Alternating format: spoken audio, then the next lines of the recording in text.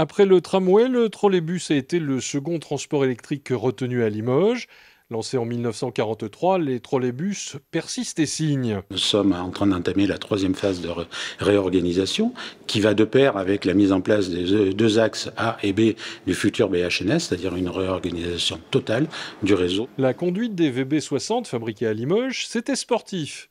Pas d'assistance, le véhicule était robuste et rustique à l'usage. Ces trolleys ont roulé plus de 40 ans. Et surtout cela, parce que cela, déjà, on accélérait avec le pied gauche en relevant le pied. Plus on relevait le pied, plus ça allait vite. Jusqu'à 20 km/h, si on lâchait le pied d'un seul coup, vous cassiez un arbre de roue. Celui-là, c'était plus facile que ceux qui sont à côté, là. Ouais.